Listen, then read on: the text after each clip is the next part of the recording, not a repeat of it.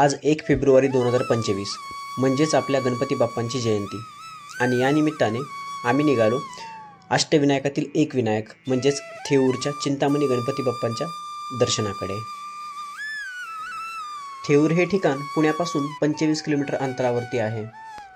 2 wheelers आणि 4 wheelers यांच्यासाठी योग्य पद्धतीने पार्किंगची सोय केलेली आहे। सोबतच 4 व्हीलर्ससाठी 50 रुपये इतका चार्ज आहे। फुलं आणि दुर्वा घेऊन आम्ही निघालो बाप्पांच्या दर्शनाला। गणपती बाप्पा मोरया, मंगलमूर्ती मोरया। कमानीतून आतमध्ये एंट्री केल्यास सर्वप्रथम आपल्याला लाडू प्रसाद केंद्र पाहायला भेटते आणि त्याच्या भोवती नाश्ता करण्यासाठी काही हॉटेल्स व पूजेच्या सामानासाठी काही स्टॉल्स पण पाहायला भेटतात। थोडेसे पुढे जाताच मंदिराचे मुख्य प्रवेशद्वार आपल्याला पाहायला भेटते। आतमध्ये एंट्री करताच सुंदर असे शेवंतीचे फुलं आणि बाप्पांची रांगोळी आम्हाला पाहायला भेटली। बाप्पांच्या जयंतीमुळे भक्तांची फार जास्त गर्दी होती, त्यामुळे आम्ही पास काढायचे ठरवले। चिंचवड देवस्थान ट्रस्टकडून पासची पण सुविधा उपलब्ध होते। 100 रुपये प्रत्येकी पास असा होता, जो की VIP पास म्हणून ओळखला जातो।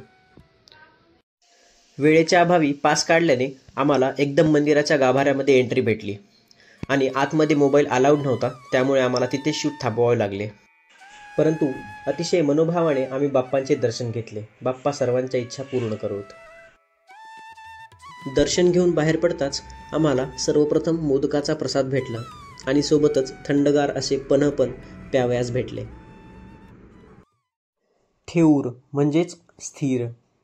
असे म्हणतात की ब्रह्मदेवाने आपले चित्त स्थिर करण्यासाठी गणपती बाप्पांची या जागी आराधना केली आणि त्यामुळे गणपती बाप्पांना चिंतामणी या नावाने ओळखले जाऊ लागले। श्रीमंत माधवराव पेशवे यांनी मंदिराच्या रिनोव्हेशनसाठी भरपूर मोठे योगदान दिले। युद्धाच्या आधी आणि युद्धाच्या नंतर दोन्ही वेळेस ते मंदिराची भेट घेत असत। दर्शन करून बाहेर पडताच पोटामध्ये कावळे ओरडायला लागले, त्यामुळे आम्ही ठरवले की आता नाश्ता करायचा, म्हणून जवळच्या एका महातारी मंदिरामध्ये आम्ही नाश्ता करण्यासाठी थांबलो। गर्दी कमी असल्याने फार कमी वेळामध्ये आम्हाला महातारी माताचे दर्शन घडले। छानशी जागा बघून आम्ही एका झाडाखाली नाश्ता करण्यासाठी बसलो।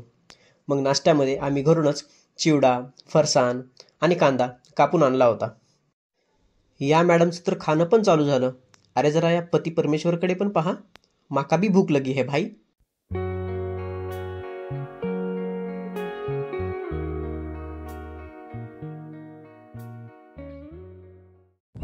तर मित्रांनो, अशा या प्रसन्न वातावरणामध्ये आमचा भरपेट नाश्ता झालेला आहे।